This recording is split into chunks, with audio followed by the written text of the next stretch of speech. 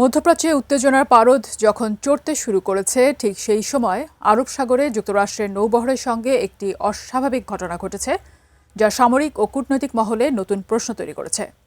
কী ঘটেছে এবং এর প্রভাব কতটা বড় হতে পারে, বিস্তারিত জানাচ্ছেন মিরাজ হোসাইন।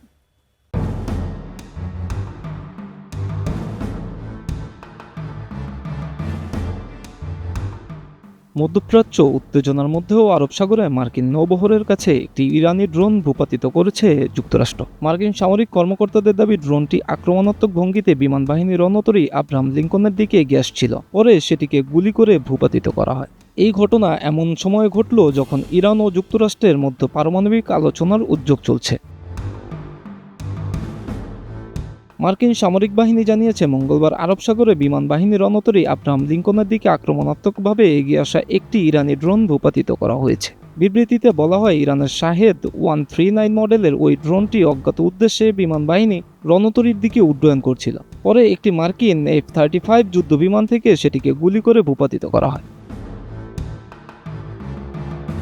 মার্কিন সামরিক বাহিনী সেন্ট্রাল কমান্ডারের মুখপাত্র নৌবাহিনীর ক্যাপ্টেন টিম হকিন্স জানান, আব্রাহাম লিঙ্কন থেকে উড্ডয়ন করা একটি F-35C যুদ্ধবিমান আত্মরক্ষা এবং রণতরী ও এতে থাকা নৌদস্যুদের সুরক্ষার স্বার্থে ইরানি ড্রোনটি ভূপাতিত করা হয়।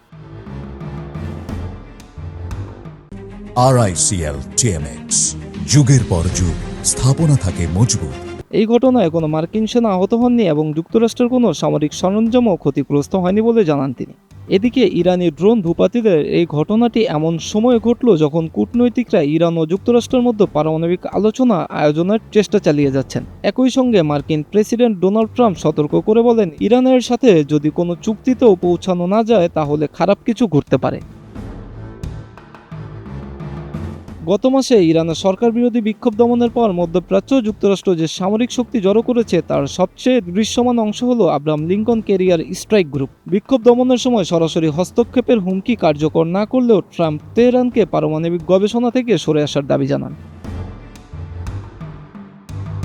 গত সপ্তাহে ট্রাম্প বলেন, চূড়ান্ত আলোচনার জন্য গুরুত্ব সহকারে আলোচনা চলছে।